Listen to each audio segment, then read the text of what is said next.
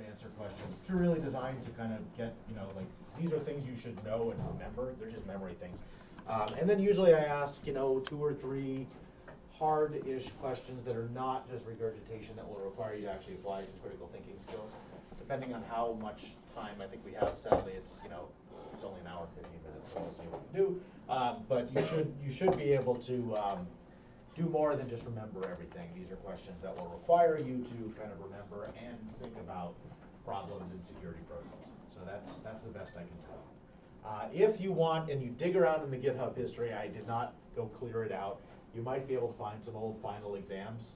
I will not use any of those questions, so don't think you're like being clever by finding them, but it gives you an outline of what the structure of the exam might look like. Although I'm not sure if the one that's in there is a take-home, so don't take it too seriously as an indicator of what you're going to see on the material. Okay? Yeah. Will be the questions news related? Yes, news related. Good. All good with exam? Yeah. Yeah. So you haven't really posted all the slides yet? So I only have given a handful of slides. We did a lot of stuff on the board. Yeah, I but posted some of the slides are duplicated. crypto. I put the public key crypto stuff and the. Oh, you already I think right now I'll check, but I'm pretty sure what's up there is crypto, symmetric, crypto asymmetric, and physical security stuff. Is there anything that's missing? Yeah. No, I was more asking about questions in the exam if they have also something in common with the news we're talking about every class. Oh yeah. Well, why wouldn't they be? That'd be great. We should definitely. Go ahead. Yeah.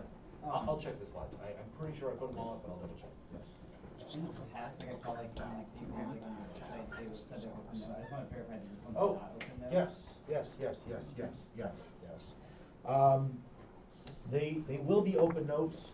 I want to keep the number of notes reasonable, and that's actually really important. I don't want people coming in with hundreds of pages.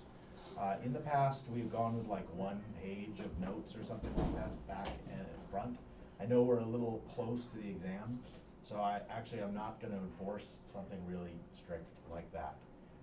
But if you bring in more than like 3 or 4 pages of notes, I will be upset. I don't want you guys to have to like write really small and spend the next 2 days doing that. I think that's a waste. But I will cap it at like 3 or 4 pages of paper. Yes? On the contrary, wouldn't having the exam soon being told now that we can have notes encourage us, make it more appropriate for us not to have notes, basically? I have no idea what you just said. If we were just told we could have notes for the exam days before, that would be a good reason for us not to have excessive notes, right? Because that would be like an excessive amount of weird, I don't know. That's just the way I think. Okay. I don't know what the action item is, but a small number of notes. Let's say 4 pages of notes. You can make them front and back. You can use tiny writing. Do whatever you want, but do not expect to use the internet. Do not expect to bring in like piles of textbooks or 1,000 pages of notes. Okay? Yes. Do they have to be handwritten, or can we like type it up if I This is going to be like microfilm of like every. Good question. Good question. I actually don't care if they're handwritten. I really don't. I think it's helpful to do it handwritten. I don't care what you bring in. If you bring in printouts of all the slides in like 10-point font and you can fit it in 4 pages, fantastic for you. I do not think it's going to be as helpful as you guys think it is, but go for it. I think it's fine. Go for it. Don't worry about it. All right.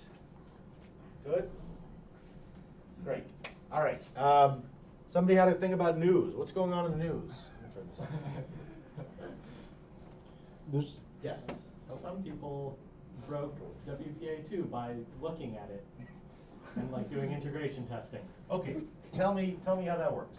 So the way that works is the point of attack is the 4-way handshake in WPA2, and that is when the Wait, slow down. What is WPA2? Wireless authentication protocol that allows a client and an authentication point to send encrypted messages so no one can snoop at what you're seeing. Good. We also call these stations and APs, if you want to go with the IEEE terminology.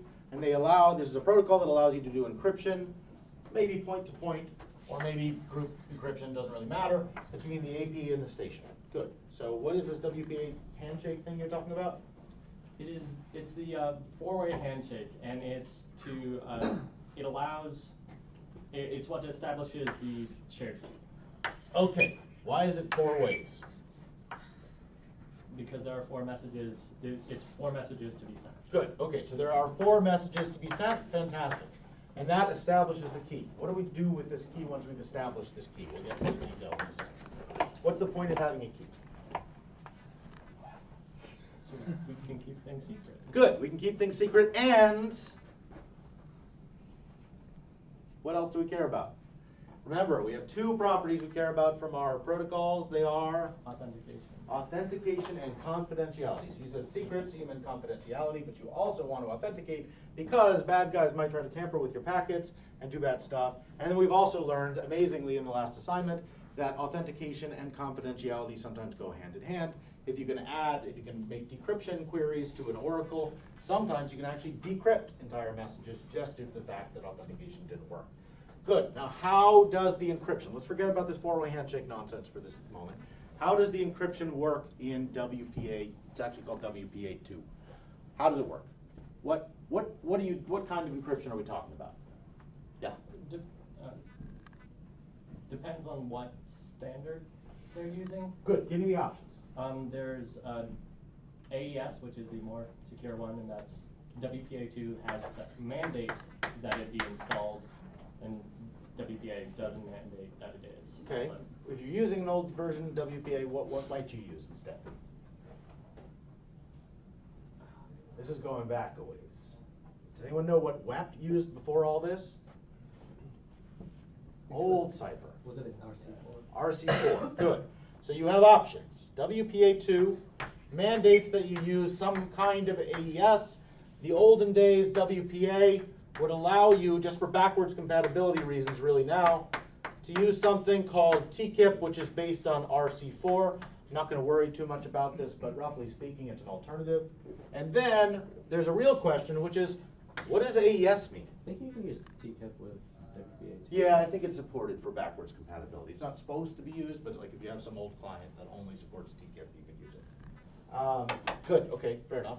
So the question is, when I say AES, you guys have learned enough in this class to know that AES doesn't mean squat, right? AES is good, but you can do AES well, you can do AES badly. So what is the first question you ask when I say I have installed military-grade AES encryption? What flavor AES? What flavor of AES? What do you mean by flavor? So, I mean, really, what turns it from a block cipher to a stream cipher? Very good. So what is that thing? What is that thing that it's got Mode three of words? operation. Mode of operation. Good. So what is the mode of operation that we're using AES in this protocol? Anyone know? CCMP? Good. So it's actually called CCM, and P is protocol. CCM. Anyone know what CCM is? We've never seen it in this class. We've learned counter mode, we've learned CBC mode. I think I might have offhand mentioned that other modes exist. What is CCM?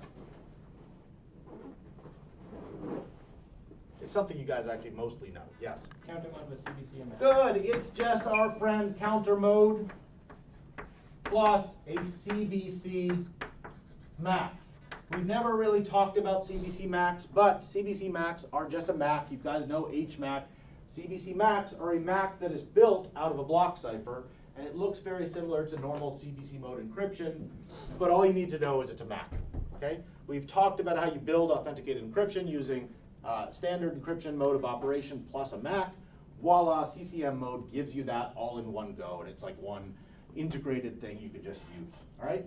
But here's the important part. Counter mode.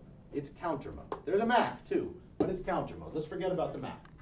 What bad thing do we know happens in counter mode if you use it wrong? What is the danger of counter mode? If you reuse the range, you can XOR two messages together, and then the counter cancels out, and it's two message plain text XOR together. Good, very good. There is this problem which comes from the one-time fad of nonce reuse or counter reuse, right? So remember, the algorithm for counter is you encrypt some counter using a key, and you XOR it with a message. Let's call that M1, and you're supposed to do what to the counter after you do that? Increment? Increment it or do something. I don't even care what you do as long as you don't reuse it again for a different message, right? So this is supposed to be counter plus 1 XORed with M2, and we'd be fine, and everything would be fine. But every now and then somebody does something stupid, where they reuse the same counter to encrypt 2 different message blocks, or maybe lots of different message blocks. And of course, what you just said is, this is really bad, because when I XOR these 2 ciphers together, I end up getting the XOR of M1 and M2. If I happen to know what M1 is, then what do I know instantly? M2. Fantastic. So reusing counters is really bad in any kind of symmetric stream cipher, of which counter is an example. Okay, how are the counters chosen in WPA2? Yeah, they start at 0 and go up after the handshake. Good. Actually, after step 3 of the handshake. Why do they start at 0 and go up? Why is this useful? Think about this as a network protocol. What is that counter, like where does that live in the protocol? Yes? However many frames have gone by since authentication started. Very good. So one of the things people love to do with counter mode encryption, people love it, is that if you have a protocol that's doing something like encrypting packets or encrypting messages, you can basically have, you already probably have a packet number field in your protocol somewhere, right? Because you have to keep track of packet numbers. And so that's probably getting incremented every time a packet number goes, and hopefully you're doing some other stuff. And so you have this packet number field, and you can start it maybe at 0, and it can go all the way up to something large. In WPA, it happens to be 2 to the 48 is your maximum packet counter. And so when the WPA protocol starts, when I first connect to a WPA2 AP, the packet number field gets set to 0, and then it increments for each packet that gets sent over the wire. And this is not even necessarily part of the crypto, but since it exists, we can basically feed it in as the initial counter for each message we're going to encrypt. We do something, I don't remember the details, it's something like, let's say PN is the packet number. We concatenate this with like which party, whether we're the, you know, let's call this P, which is either like the station or the AP or something, and then we concatenate that to like a counter. So within a message, this counter increases. You know, for each packet we send, we increment this packet number by 1. And as long as we do this carefully, we never end up, this whole thing becomes what goes into the cipher, we never end up repeating this key string, right? So we always increment the counter. What happens when we get to 2 to the 48 minus 1, or 2 to the 48? What do we do? Go back to 0. Oh no, what happens? Oh no, we just went back to 0. We're in big trouble. Right, this actually happened in WEP, is that they had a 32-bit counter, and when it wrapped around and got to the end, they just went back to 0 and they kept on encrypting, which led to problems just like what I described, where people started reusing the same counters and basically getting repeated key stream, and all of these attacks applied to WEP. They fixed this in WPA2. In WPA2, when you hit 2 to the 48, you stop using that key and you have to make a new key. So we never should get packet reuse. That's why WPA2 has been thought to be secure for years. Okay, so this is really simple. As long as that packet number starts at 0 and always gets incremented and never can be reset by somebody without changing the key, things seem pretty good. So what's the problem? Why is there a bug here? Because it's a wireless protocol, and it's the problem is in the definition of the standard in the handshake. Okay, tell me about that. So obviously the station and the access point are physically separated, and if you're an active attacker, you can like jam packets, you can interfere with stuff. And when message 3 is sent, which is what establishes and sets the counter to 0, if that message 3 is not heard, if the access point doesn't get message 4 back, the access point will send it again, because maybe it got dropped, maybe it got corrupted, so it just sends it again. And every time the station receives that message, it resets the packet number to 0. Good. And establishes the same key. And So this thing is called CRACK, which stands for Key Reinstallation Attacks. It has to do with the fact that this critical message 3, and I'll actually bring up the actual protocol as soon as the projector comes up. This critical message 3 is what actually causes the key, we call it installation, to be installed in the station. And the side effect of that installation is that as soon as this message 3 is received and confirmed by the station, it basically, both sides reset their packet number to 0, even if they've already been using that key to transmit stuff. And so you have this situation where there is a way to force basically a new packet number and cause this kind of key stream reuse. Okay, great, so there is some kind of protocol vulnerability. How does this show up in the protocol? How do we use this to do bad stuff to people in a real network? Yeah. So if you're listening to the access point, you let it establish the connection to a station once. Good. And then you make sure message 4 from that station to the access point is dropped. AP sends it again, and then you catch that. You catch that reinstallation message, and then let the connection be established, and you just hold that installation message. Data is transmitted, you're watching, catching those packets, and then you send that reauthentication message. Good. So there are two things we need to make this a really useful attack. So first of all, we need to get people to reuse key streams. And we already talked about this. This is everything we've been talking about, where we can send this message or get it to come out of order and cause people to use a key without basically by resetting their packet number and causing key stream reuse. But so what? Like, in order to do this attack, we end up by XOR, and we get the XOR of like the first message that got sent with the second message that got sent. That doesn't really tell us what one of the messages is. How do we actually use that to decrypt and get useful information out of that XOR? Yes? If you cause a message to fail, then the client's going to resend it, so you can XOR both messages, right? But then if the XOR of a message with itself would be 0. So that wouldn't be too helpful by itself. Right. How do you get something where you know one of the messages and you don't know the other? Right? I've seen a bunch of traffic got encrypted with the first set of counter. Let's call that M1. And now I see a new packet that's been encrypted with the same counter, and that's M2. How do I make sure I know M1 so that I can now decrypt M2?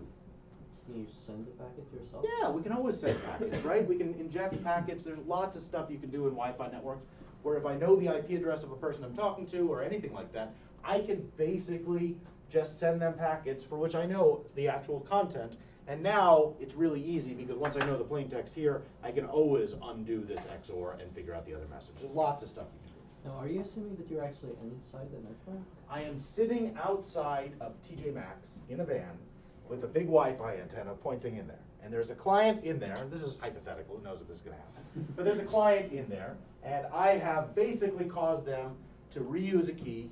And now they're sending more traffic over this connection. And I, hopefully, am able to decrypt all or most of it. I mean, probably there's a lot of work involved in making that actually happen, but it's not as hard as you think. But isn't there a password that you need to? No, and that's the critical thing. By causing this replay, all I need to do is block some messages, and by causing this replay, even though I don't know the password or the keys they're using, remember, all I've caused these guys to do, even though I don't know the key they're using, I've caused them to reuse counters with an unknown key, and now I can basically decrypt their messages, even though I still don't know the password or the key that they're using. Okay? So the password, the key they end up using is derived.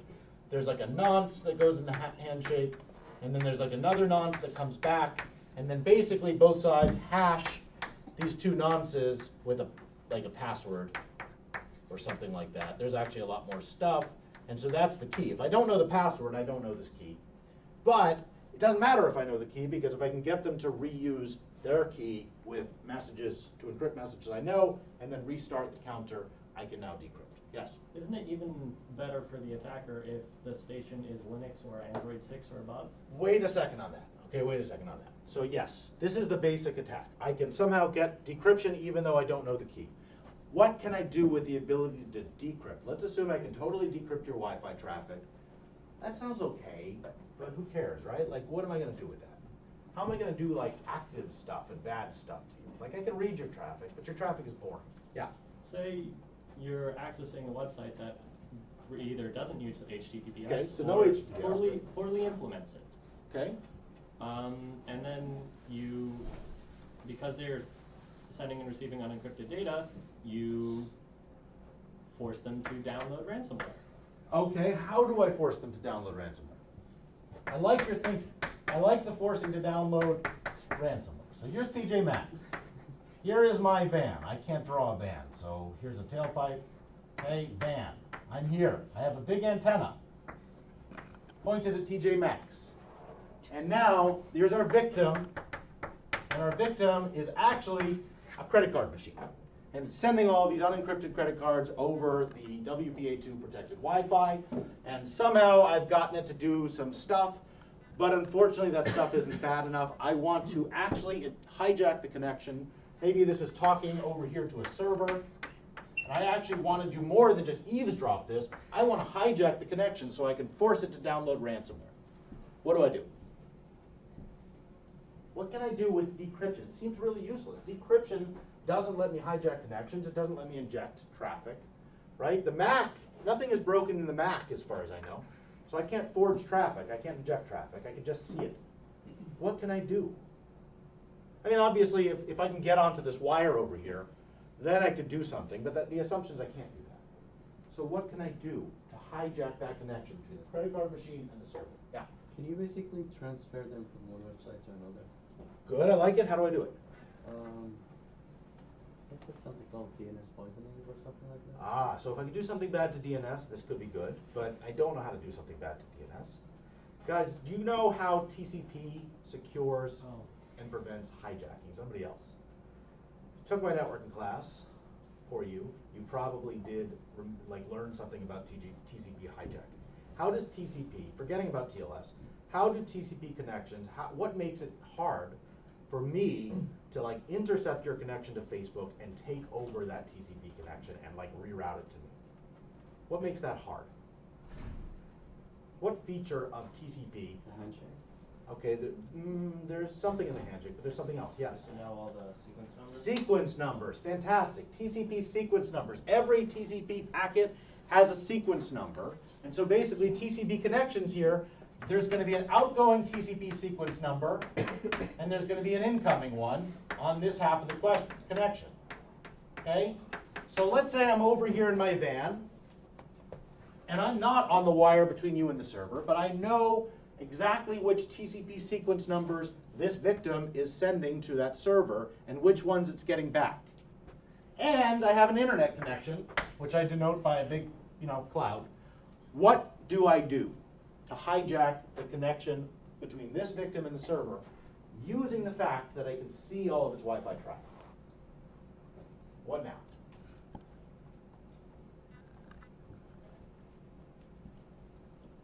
How do I intercept this connection? Anyone? What stops me from spoofing a packet that looks like it comes from this server, but just has the server's IP address on it? I spoof a packet from the server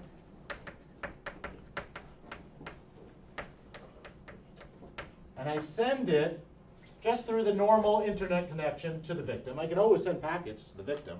If they look like they come from the right IP, there's nothing you can do to stop me. The firewall won't even stop me because it looks like a valid packet from the server. The firewall will accept it if it has the right TCP sequence number. And so because I know the next TCP sequence number to expect from the server, I can forge a packet that, if I'm lucky, will arrive before this guy's actual next packet gets there. And now, as far as this victim is concerned, it's getting valid TCP data from the server. And when it responds with its own response, well, technically speaking, I'm not on the path to the server out here, so I can't intercept that response, but I am sitting outside with a big antenna. And so I can see its response when it sends it, and so I can basically, in fact, I can do even better. I can do a second thing. I can send a message to the server that ensures it will get out of my way. What is that message? Yeah, what's the message called in TCP land? Reset? Reset, good. First, I can send an RST, a reset, to that server, which will make the server shut down the connection. But this guy, the victim inside, won't know the server went away, because now I'm spoofing packets that look like they come from the server. I'm using my ability to decrypt Wi-Fi traffic to basically know what the next sequence numbers are and see its responses in both directions. And it thinks, and its firewall thinks, it's actually talking to the real server. Yes? When you need to be able to encrypt the packet that you spoof? You do not.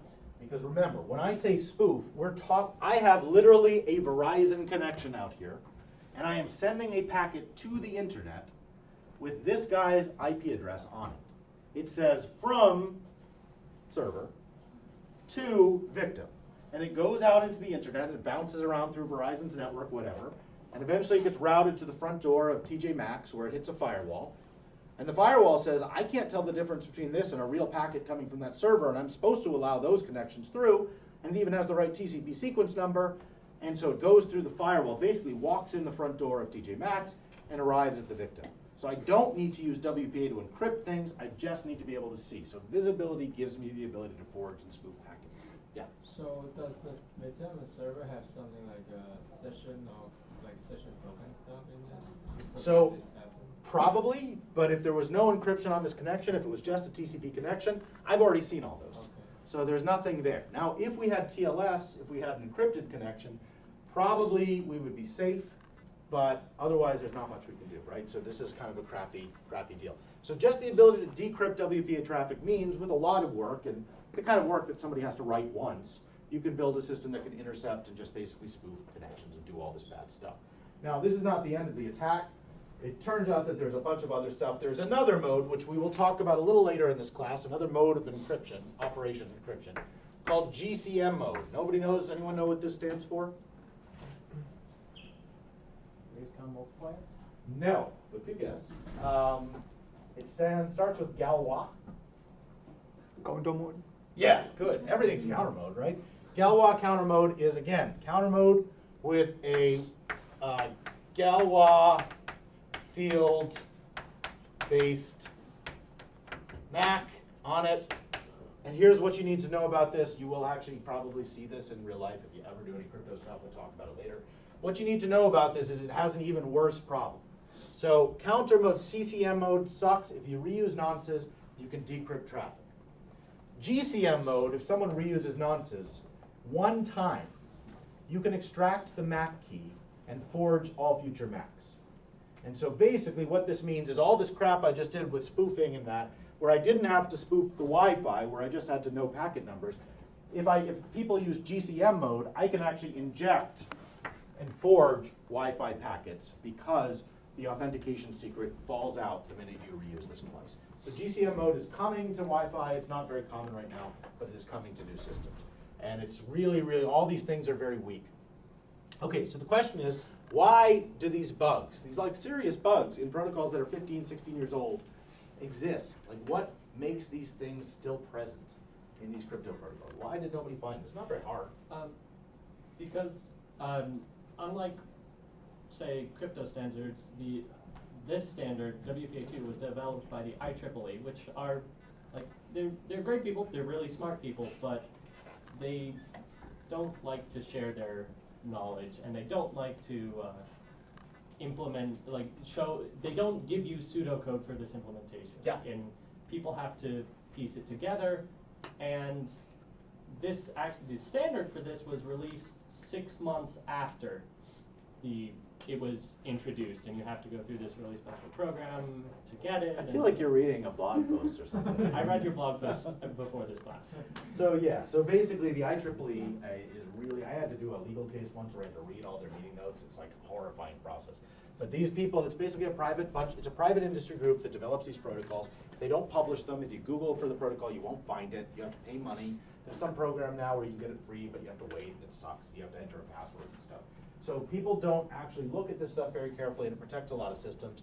And the other reason is that people have tried to analyze this, but it's really hard to analyze something that just consists of a bunch of like scribbles in a document, right? Like you want to look at code, you want to see how this stuff works, but when you have a document that's written in English, it's very hard to extract from that exactly what the technical details of the protocol are. Now somebody mentioned Android. This is the last thing I want to cover. What is the bad thing that happens in Android? Don't say why, just say what it is. When the message 3 of the handshake is sent, the key gets set to 0. Why? Why does a key? This is supposed to just be like install this key. Why does the key get set to 0? What would happen there? What would cause that craziness to happen? In Android, all Android 6.0 devices. So somebody had the idea, and this is a really smart idea, that after you've gotten this message one time, you should not keep that key lying around in memory. You should erase it. And so they did. They wrote really nice code that says after we've installed the key, erase what's in that buffer. It's gone. but they did not remember to say, do not respond to that message again. And so because their code responds to this message when it gets replayed, it goes ahead and installs whatever is in that buffer, which now is a bunch of zeros, and puts it into the actual key that's going to be used by the encryption software or hardware to do the encryption of Wi-Fi. And now you're encrypting a bunch of traffic with a zero key. If you're encrypting with a known zero key, you don't need to do this goofy stuff where you like XOR stuff together. You just know that the key is zero and you just decrypt. And so that's really bad. It's all Linux devices and all Android devices. It's probably going to affect a lot of embedded systems like point-of-sale terminals and things like that. So we'll hear more about this in the future. Yeah. So how concerned should we be on like our Wi-Fi network You're here, anywhere? I mean, the good news is that I think Apple has released a patch, and like Android is releasing a patch, and you might even get the patch someday. Like if you wait a few months or whatever, if you have a Google phone, you might get it. And then Wi-Fi hardware, like if you use, how many people patch their Wi-Fi access point? Like one? Good. That's like higher than I thought it would be. So yeah, it's not very likely. Yes. If you're iOS, Windows 7 or Windows 10, you're already not vulnerable to this because they break the standard. Right. But there's another attack you're vulnerable Yes, to. the group. So yeah, these things kind of fester. Once you get a vulnerability in a protocol, they're going to be everywhere. It's going to take a long time for this to go away. I bet you there'll be at least one major breach that's related to this, but it may take a while for it to crop up. Okay, cool. So that's what's going on. Any other news besides WPA? Nothing else going on in the world? Okay. All right. Yeah, shoot. There's a new brand of Android malware, ransomware, that not only encrypts the data but also changes the password. Changes the what? The PIN, the password. Oh, that's awful. I'm surprised that more people haven't done that. So you're stuck with a phone you can't unlock and the data's encrypted. Wait, isn't the data already encrypted on Android phones? All I read was the headline. How much does it cost to ransom your phone after this happens to you? Well, I'm just curious. I would have to guess. Okay. Yeah, no, I mean ransomware is everywhere, yeah. Not quite directly this, but there was a piece in the New York Times about how North Korea's newest main source of income is their 6,000 hackers and hundreds of millions of dollars of ransomware or something. I'm not entirely certain where all those things line up, but Awesome. yeah. I'm not quite sure what to say about any of this, but it all sounds really great that we have North Korea holding us hostage with nuclear weapons for ransomware. Sooner or later, it's going to get really nasty. Yeah, so ransomware sucks. And speaking of which, we want to talk about ransomware, but we're not going to do it today. We'll talk about ransomware on Monday after these. So today I want to talk about something different. So in the last, this is kind of a new topic. In the last couple of the classes, we've covered a couple of things. So we've kind of gotten through the basics of symmetric crypto, which was painful. We got through the basics of asymmetric public key crypto, I think. We covered Diffie-Hellman, we covered RSA, all those algorithms. Hopefully to the point where you guys can now implement things with confidence and happiness and it won't be too broken. We talked about physical security, which was kind of, I hope, more interesting because it at least takes us away from algorithms. And today I want to kind of cover a new area of attacks on crypto systems. And these attacks are unrelated to anything we've been talking about so far. They're a different approach to attacking crypto systems that uses information that leaks out the side of crypto systems. Now let me give you some history, some examples of these kind of leaks that have happened historically. Okay, so way back in 1943, there were these encrypting teletypes that would basically punch a letter. They were basically typewriters that would punch letters onto paper. And what people noticed, what an engineer noticed in 1943, was that if he monitored the power consumption from this device, he could see different levels of power consumption, and those would correspond to which letter was being placed onto the paper. And by just monitoring those power levels, really simple attack, he was able to basically figure out what this encrypting teletype was actually printing on the paper. So this was a neat attack, and people actually did go ahead and use this. In the 1960s, the US began monitoring EM, electromagnetic emissions, from foreign cipher equipment. A lot of embassies, they began putting antennas outside of embassies to sort of see the same kind of thing happening, but not with power consumption, with electromagnetic emissions. And then in the 80s, and I don't remember exactly where this happened, I think it was in Moscow. Yeah. Just a quick question. Yep. The second example, EM emissions, is that the same as Tempest? It's similar to Tempest, yes. It's this idea that different kinds of things will leak information. So Tempest allows you to do everything from like seeing what a computer is computing to seeing what a monitor is showing, stuff like that. So yeah, there's lots of different kinds of EM leaks, and Tempest is one of them. Okay, thank you. Yeah, no problem. In the 90s, the USSR began placing eavesdropping devices inside of IBM's electric typewriters, and I think these were really cool. The way I remember this is the way they were passive devices, and what the USSR would do is they would put this little device inside your typewriter, and they would actually send a beam of microwave radiation from outside of the embassy, and if it happened to be pointing at the device, it would cause the beam to reflect, or would basically modulate that beam in a very specific way whenever this little ball of this electric typewriter would hit. And so they could basically tell what people were typing on typewriters by measuring the modulation of that beam. But at the same time, when the beam was turned off and you tried to wave a wand to see if there were bugs in your typewriters, nothing would come up because there was no power source inside this device, and it didn't by itself emit any RF output. So these kind of side channel attacks have been around for years, and they're really interesting, but they're really, really devastating in the example of crypto systems, in the context of crypto systems. Okay, so I want to introduce yet another person in our cast of characters. We've spoken about Diffie-Hellman, we've spoken about lots of people. I want to introduce you to Paul Kosher. Paul Kosher is like my favorite crypto hero, mostly because he's a master's student in Columbia, or he was back in the 90s. And he was like really, really smart, and he had all of these ideas about basically how do you use attacks, side channel attacks, to break crypto systems, things like RSA and Diffie-Hellman. And he was looking at a bunch of different ideas, things like how long does it take for a crypto system to output a response from the time you give an input? What if I look at power? What if I look at other things that come out like EM emissions and so on? And so this guy, this master's student, then dropped out of the master's program in Columbia and moved out to the Bay Area and founded a company called Cryptography Research, which he recently sold for like billions and billions of dollars to Rambus. And so he's incredibly wealthy. He gives all his money away to charity. The inspiring thing here is that you guys should be living up to the standard. The less inspiring thing is that he's basically this guy who had these ideas, but the way he actually made money from this was to patent and sell all of the countermeasures that you could use to protect real crypto systems from these attacks. And who do you sell? If you develop countermeasures against side channel attacks, who are you going to sell them to? What's your market? Who cares about these weird side channel attacks on crypto systems? And I'll tell you, it's not the military. Who is worried about this? The bank. Banks. Why do banks care about side channel attacks? Because they have something like ATM machines. Good. I want to get even more specific. Do you have a device on you today, and we've already talked about this device, that the bank really, really, really wants to be secure? Debit card. Debit cards. Fantastic. And what specifically on that debit card is it that you want to make sure the keys don't leak out? The smart card. Good, the smart card. So smart cards turned out to be the application where these side channel attacks are the most devastating.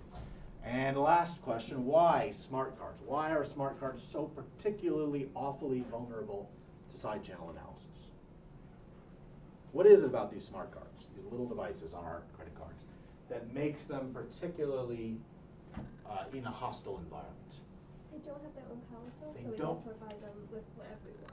Beautiful, exactly. So we talked last time, I think, about things like glitching attacks, where we could send too much power or too little power into smart cards. Well, it turns out that when you control the power supply for a device, you can see exactly how much computation it's doing. And if it's doing something like RSA, that trace of computation is incredibly valuable for figuring out what the secret key it's using is to do its signing or whatever. And so basically, Paul Kosher patented and sold all of these countermeasures to the smart card industry, who sold them to banks and got very rich as a result. Okay, so let's talk about a handful of examples of different side channel attacks that we care about. So the common ones are things like timing, power consumption, RF emissions, and weirdly enough, even audio. I'll show you some examples of that. Okay, let's go back to my favorite public key encryption system, which is RSA, and you guys all know what RSA is.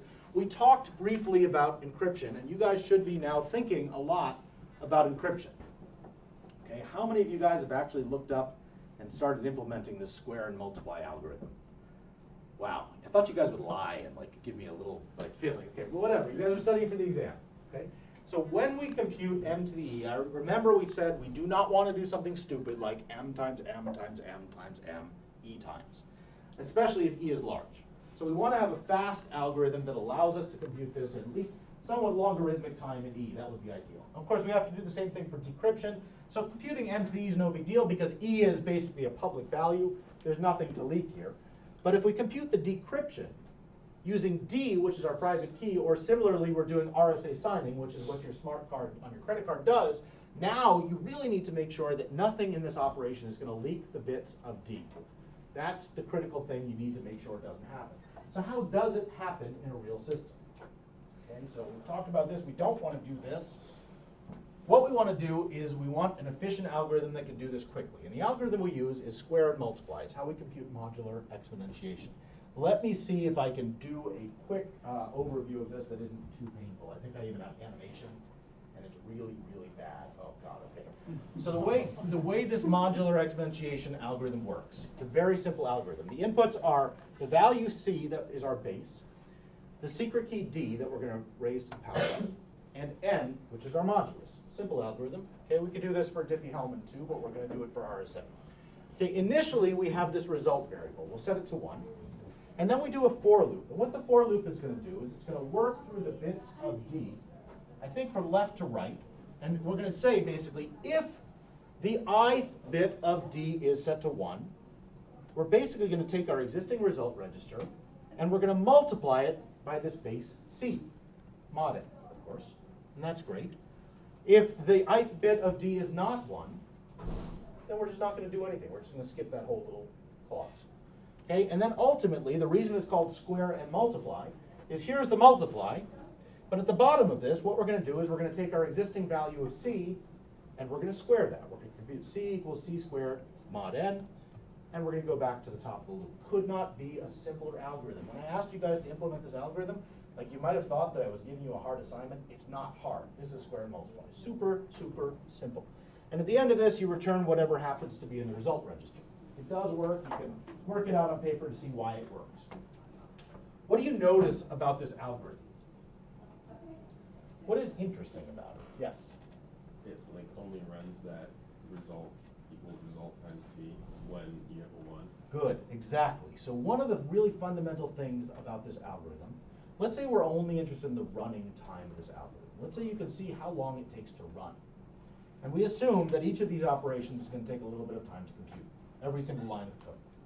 What are we immediately going to learn if I tell you, roughly speaking, how long it took an algorithm? If we know the length of D, and we know that the first part is that multiplication is only going to run if it's I, yep. you could determine from that the number of ones in that D. Good. Based on your calculation time. So just instantly by leaking calculation time, we've revealed the number of ones, also known as the Hamming weight of D.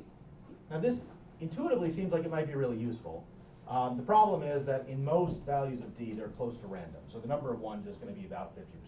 So that information is not terribly useful, but it's a point that we are leaking information about D, which instantly seems like something we shouldn't be doing. Okay? So here we have this algorithm that's kind of leaking this information. Let's see, let me see how please. I don't want to go through and, oh God, kill me. Okay. Now, the good news for people who are attacking systems is, let's say this is a smart card, and we can learn more information than just the number of bits, sorry, more information than just the time it takes to compute this value. So let's say that we can look at an unmodified, uncountermeasured smart card. This is what existed when Paul Kosher was doing this, and we can just measure the power consumption. Well, it turns out that if that particular bit of D is 1, we're going to see a little bit of extra power consumed as the hardware goes through that loop and hits that clause than we would otherwise. We're going to get a trace just like this. What is this trace? Well, this trace is literally the bits of D. So by running this one time with a good power trace, I can read off your secret key from your smart card, at which point your smart card really isn't very smart because now I can forge anything that it could have made. And so this was the kind of very basic power analysis attack that Paul Kosher pointed out originally. And so square and multiply is particularly vulnerable to this. There are more subtle power analysis attacks called differential power analysis, where what I do, if it's not possible to read off the bits, there's this idea of differential power analysis. I won't go into it in detail. But the idea is what I can do is I can give different values of C that will exercise different parts of the algorithm in different ways. And by getting multiple traces and comparing them, I can learn information about those bits. So simple power analysis doesn't always work, but sometimes differential power analysis does. Okay? So let's go back to this. This loop, this square and multiply. Okay, in square and multiply, we know that there is one little clause of this algorithm that only runs when a given bit is 1. Now, what Paul Kosher was thinking about is, here we have something that works really well when I can see the power consumption of the system. But what if I can't see the power consumption? Can somebody give me an example of a situation, like a common situation where I can't see the power consumption? All I can see is maybe time that an operation takes to complete. Like a server response? Good. So if I have, let's say I have an SSL server, and the SSL server is doing an what is that? It's not a piece of chalk. The SSL server is doing an RSA response, or an RSA signature, or something. Maybe it's decrypting a ciphertext of my choice, right? So maybe I have a let's call it TLS server, and I'm going to send it a ciphertext C, and it's going to send me, I don't know, OK. And what I'm interested in is not what it sends me, but in how much time elapses between the time when I send it the ciphertext and the time when it gives me a response. And what Paul Kosher was interested in is, if all I can get is that time t, what kind of information can I get that could still be useful to me that would allow me to extract the key? And what he observed is that a lot of the multiplication algorithms we use in actual implementations are not constant time. What that means is there are going to be certain values of C and certain values of this result that go into this multiplication that take a really long time to compute. And there are going to be other values that are very short. Could somebody give me an example, thinking just intuitively of how multiplication works, of inputs that are going to produce very short multiplication times and some inputs that might produce very long ones? Yes? Multiplying by 0? Yeah, exactly. Good. Or any small number, right? So if I'm multiplying a small number by a small number, an efficient multiplication operation is not going to spend like a full 1,024 cycles, computing that. If it's like a 3-bit number times a 3-bit number, it'll be very fast. If it's a large number times a large number, it'll be very fast. But on top of this is modular exponentiation. So we have a further step of doing a modular reduction. So we multiply two numbers together, and then we have to reduce them modulo n. So there are going to be still further steps where like some values are going to take a very long time because they're going to be very close to n, and there are some that are not going to take very long. And so what Paul Kosher realized is if we could choose the value C that was going into this algorithm, then sometimes what we could do is we could choose C such that on a particular bit, let's say the first bit, we could cause this particular value of result, which we know is 1 on the first bit, and C that we chose, to be very, very time consuming, right? By picking a particular C that would have that effect. And this particular multiplication would basically dominate all future results. And so what I could do is I could do two experiments. One with a value of C chosen to maximize the cost of this particular if statement, if it occurs, and one chosen to not maximize that. And then I could send both of those queries in, and if the first bit of I is equal to 1, what's going to happen is the entire decryption operation is going to take massively longer to compute than it would if the first bit was set to 0, because this entire if statement would basically not run in that case. And having done that, we now know 1 bit of the secret key. We can wind forward, and we can do the same thing. We can pick a new C. Using our knowledge of this first bit, we can pick a new C that will cause a maximal amount of time to be spent if this bit is 1. And we can do 2 more tests. And so he basically came up with an attack that could walk through all the bits. And by doing a couple of tests for each bit, only 2,048 tests or so, you would actually learn every bit of D just by getting the running time of this algorithm. Does that make sense? Okay, there's a paper after the exam I'll assign that will actually talk about how this attack works. Now, if you're sending stuff to a server, right, so you're doing this attack, we've got a TLS server, and you're sending it ciphertext to be decrypted, and it's decrypting them, are you always going to get an accurate timing? It's a remote attack over a network. What's going to happen? What is the source of badness that might occur? Yeah.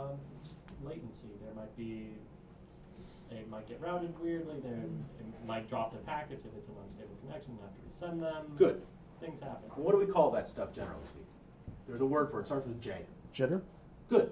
So one of the problems is you're not going to get a measurement t. T might be how long the server took, but your measurement t, let's say this is t, your measurement is actually going to be t plus jitter I, which is the ith amount of jitter for that query. What do you do to push past that jitter? How do you find out what t is? Yeah. You average. You average. You just do the same thing many, many times. The farther away from the server you are, the more jitter there's going to be. So probably the higher the number of things you're going to have to send to the server. But given even a noisy channel, it's possible to basically average out and get a good idea of what the actual time taken is, so that you can really figure out how long it took to do this calculation over here. And so this was basically the strategy that Kosher proposed. He wrote a paper about it, then he went off and he made tons of money.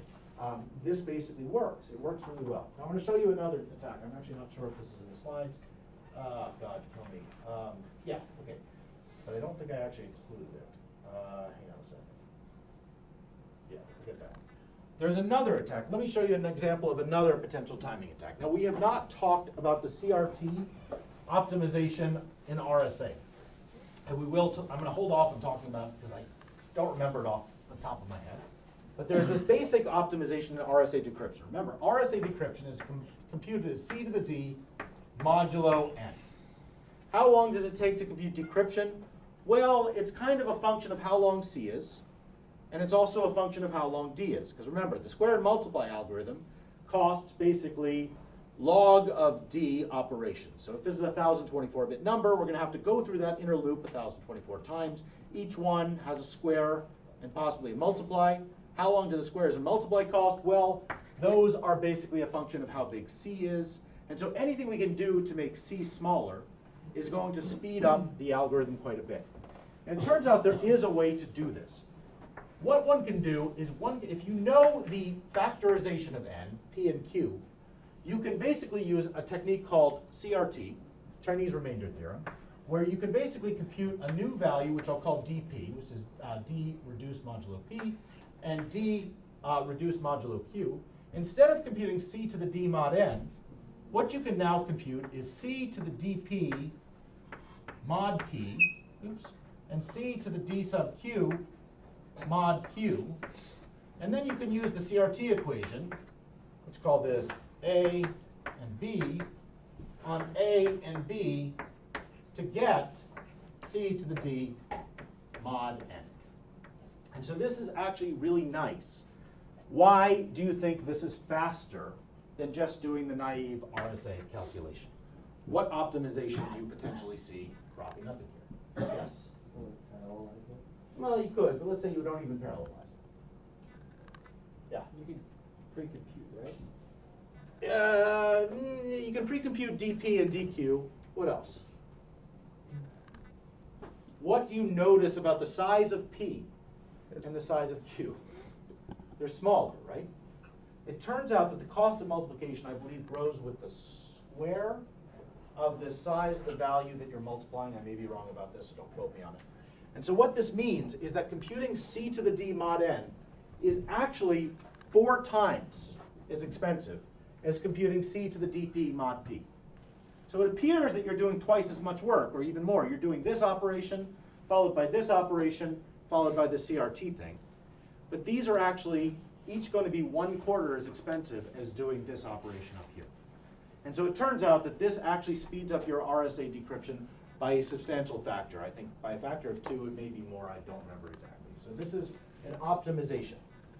Okay, but here's the thing, and there's a really, really tricky thing that happens when you actually implement this algorithm and you don't do it carefully. Let's say I get to pick the ciphertext C. Now remember, what's going to happen inside of this is someone's going to do c to the dp mod p. How do you implement this algorithm? Okay? What's going to happen if you implement this algorithm? Okay, what happens if c is very, very small? How long is this algorithm going to take? Is it going to be slow or fast? Pretty fast, right? If c is 5, it's going to be a really fast algorithm. What happens if c is really big, really close to p? It's going to take a lot longer to run, right? Okay, what happens if c gets bigger than P, right? What happens if I send in a ciphertext? Remember, the ciphertext is modulo n. But this C basically has to now be reduced modulo P, because we're doing our arithmetic modulo P. What happens if I send in, let me give you 3 examples. Let's say I send in C equals 1, maybe that 1's not a good one, C equals 5, C equals P minus 1, and C equals P plus 1, just as 3 possible experiments. C is going to have to get reduced modulo P. So if C is really small, that's no problem because it's way smaller than P. 5 is way smaller than P. So this is going to be a little tiny number, and we're going to do a bunch of multiplications on a little tiny base. No problem. They're going to be really fast. If C is equal to P minus 1, this will get reduced modulo P, but P minus 1 reduced modulo P is still P minus 1. And this will be a much bigger number. It's the biggest number we could possibly have, actually, when we're doing arithmetic modulo P. So we're going to do a whole bunch of relatively expensive, costly, large multiplications, all with this big number, P minus 1. What happens if I send in P plus 1? Yes, you're itching to tell me. Then it's really fast, so basically you can watch the runtime go up until you hit P and then it goes to 0. Good, exactly. When we cross over P, when I send in a C that is just slightly larger than P, in fact, if I was to send in a series of tests, just like what you said, I would see, at least if there were no other confounding factors, I would see a graph of times that looks kind of like this. So as P is small, so this is P getting bigger, not P, sorry, this is C getting bigger. Okay, I would see a graph that would kind of continuously go up. Small C's would be fast. As they get bigger and bigger, it takes more and more time. But then I would see this discontinuity, whack, right? And then it would go up like a sawtooth again, because here is P, so C equals P. Now I've got this modular reduction happening, everything gets really small. Okay, what do you do now? Well, I'm the attacker, I'm sending in the C to be decrypted. What I can do is I can just do a kind of a divide and conquer search. I'll send in this value, I'll send in this value, I'll send in this value, oh, clearly I've missed it, and I start to zero in until I find that peak. And I can do this recursively just by getting smaller and smaller intervals until I find one. Maybe I have to do a little searching around this tip because I can't get really accurate measurements. But roughly speaking, when you do this kind of naive modular multiplication, you leak information about the value of P.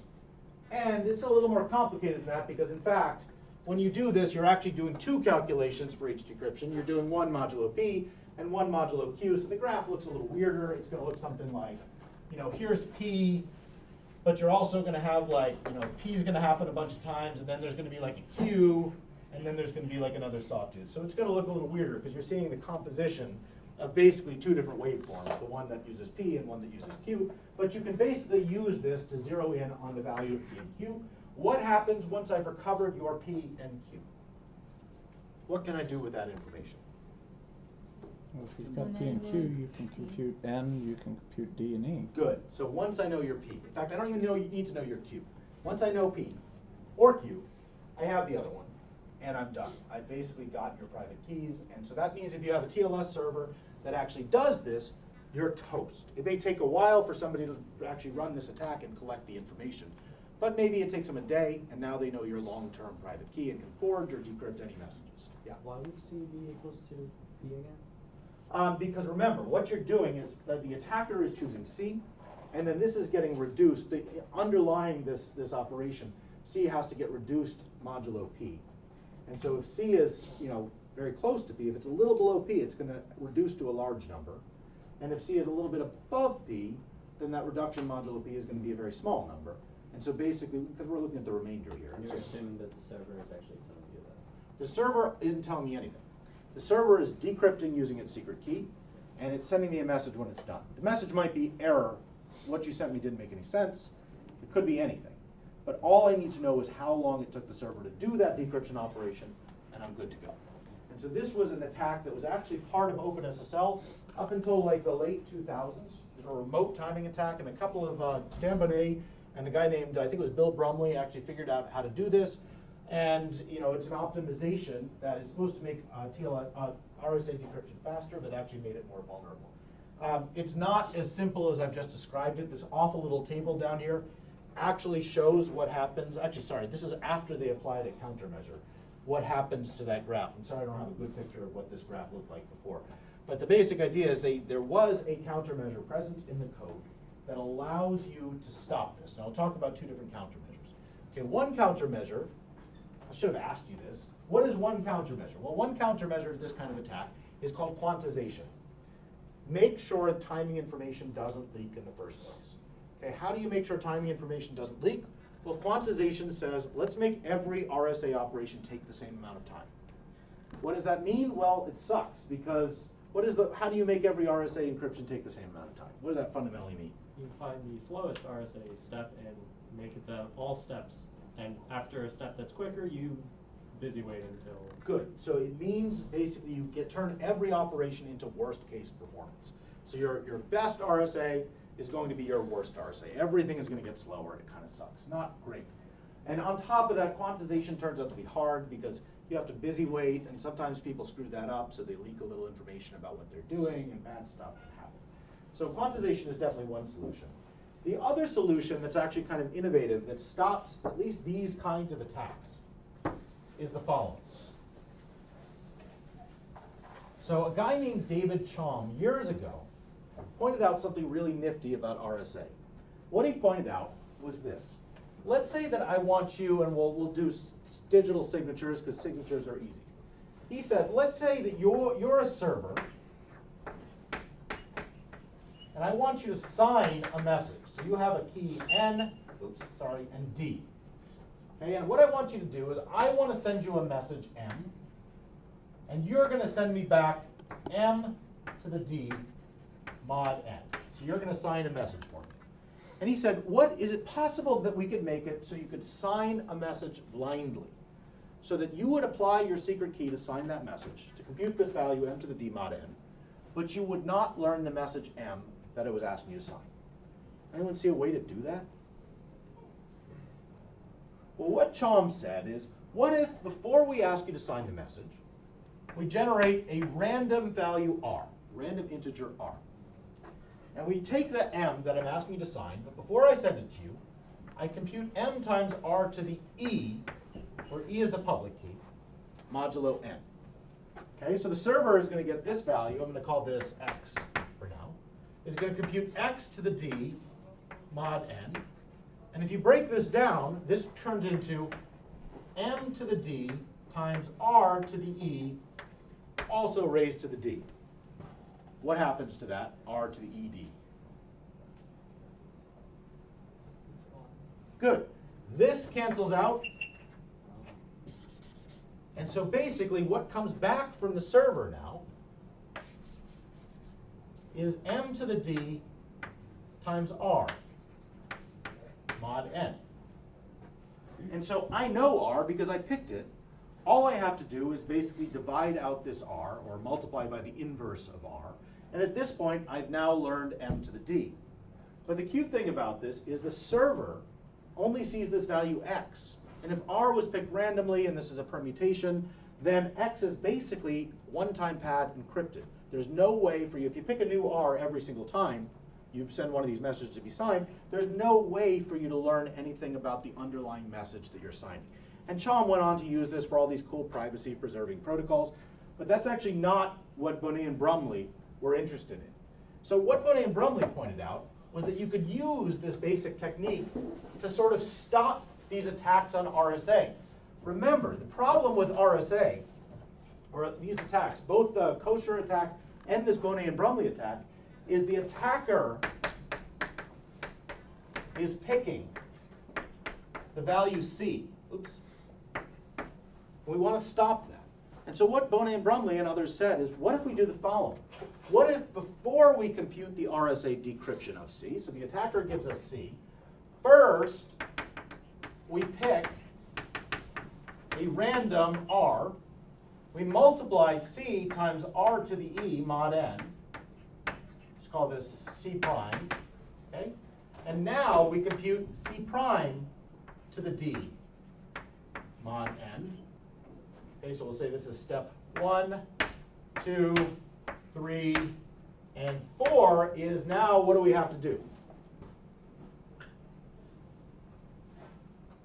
We've taken our actual ciphertext someone wanted us to decrypt, we've multiplied it by this weird R to the E thing, we've then raised all of that to our private key to decrypt it, what do we have now? We have c to the d times r to the ed. And what we really wanted to get was c to the d. So what do we have to remove from this resulting value? Yeah, so we multiply by r inverse. And that gives us back the actual value we wanted to solve.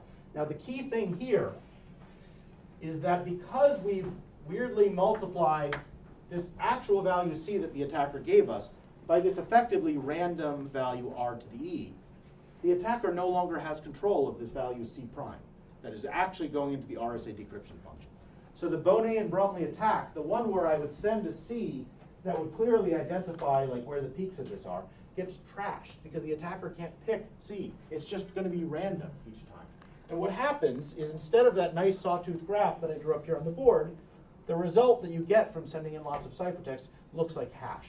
There's no clear timing that allows you to actually pick out P and Q. And so this blinding countermeasure is actually what's used to stop both the kosher attack and the Bonnet and Brumley attack. It's a really simple thing you can do. And the best part about it is you get average case performance. So you're basically encrypting random ciphertext, so you're getting average case, not worst case, which is what you would get if you did quantization. Let's see. Oh, shoot, I thought I didn't have this graph. There's the actual graph, sorry. This shows the Bonnet-Brumley. You can see each of these little mini peaks is when the ciphertext you're encrypting goes over Q, and then you get this big one up here when it crosses P, boom, and it looks something like this. So you can actually track this out. And then there's another thing they have to do, and it's complicated, where they actually can do differential attacks to try and figure out exactly where you are on that. Okay, last thing, and I just want to cover this briefly. Doing classical square and multiply is a little inefficient. So if you have a 1024-bit value d, you're going to spend 1024-bit times in the loop. The operations are simple, but it's a little crappy. There is a faster way to do exponentiation, and it's called windowing. And the idea of windowing is you don't just use one bit at a time.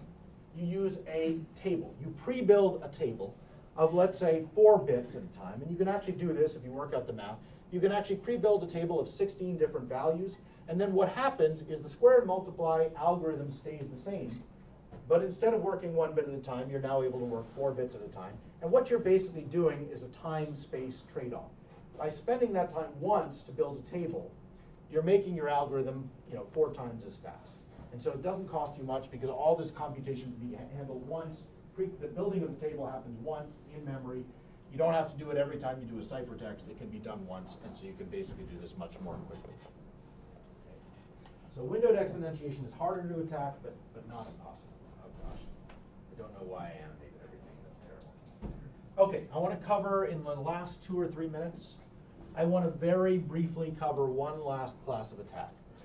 All right, so a lot of the attacks we've been talking about work based on the time it takes to compute an operation. But the really scary current class of attacks that everyone is freaked out by are these things called cache timing attacks. Now, someone explain to me what cache is really quickly. I think somebody already has, but give me a quick, somebody else. You guys are kind of answering all the questions, so mix it up. What's cache? Processor cache. Yes? It's really quickly accessible memory. Good. Why do you need accessible memory? Quickly accessible memory. I mean, just to do operations in general, for the CPU to be able to do operations. Why not just stick it all in RAM? Cache is faster. Cache is faster, good. So RAM is slow. By the standards, I think there's like a thing that says if CPU cycle is 1 second, then a trip out to RAM is something like 2 days, or maybe it was 4 months. A trip to cache could be like a few seconds. So you want to keep the data that you're working on closely. You want to keep it in cache. And there's not just one layer, one level of cache. There's actually several. There's very fast level 1, there's level 2, there's level 3, different kinds of cache with different speeds. Okay, fantastic. This is great. Now, a lot of the algorithms that we're working with, including AES and sometimes windowed RSA, involve people actually computing tables. Very common that people compute tables. If you're doing S boxes and DES, you're probably going to compute a table just to look those up quickly. You can do all this stuff. And then what's going to happen to those tables? Well, you're going to stick them in RAM. And RAM is wonderful. You're going to put it into RAM, but RAM is very far away. So if your computer is fast, it's going to automatically bring all of those tables into cache so that your algorithm, which is churning through those values very quickly, will have them quickly nearby, hopefully in local cache. But what happens when something there's not enough room in your cache, let's say your L1 cache, to store it, what happens? You miss, and then you fetch from RAM and copy it into cache. Good. So if you are able, if someone is able to cause, let's say you have a table, and I'm going to make the world's simplest table. Let's say it is 4 elements long. And let's say a bad guy who is sharing your computer, maybe using a virtual machine, is somehow able to cause, all 4 are initially in your cache, and this one gets evicted from your cache. It still exists in RAM, but it's no longer in your cache. What's going to happen when the algorithm goes to hit this array index? Well, what's going to happen, if it hits these 3, it'll be super fast. When it tries to hit this one, there'll be a measurably long delay because of the cache miss, and then the system is going to go out to RAM to look up this value. And so there's a very clever set of attacks, which I'll talk about more on Monday, I guess, where people basically find adversarial ways to evict individual fields of an array from memory, and they can then figure out which array elements are being accessed. And if those array elements are tied to your secret key, at that point you can basically winnow out what somebody's secret key is. And you saw the example of windowing where we clearly have an array that is tied to your secret key. We can winnow out what your secret key is and do it very efficiently if we can see your cache time and response. Okay, good. Wednesday, come, be here. Take some notes, but not too many notes. See you guys.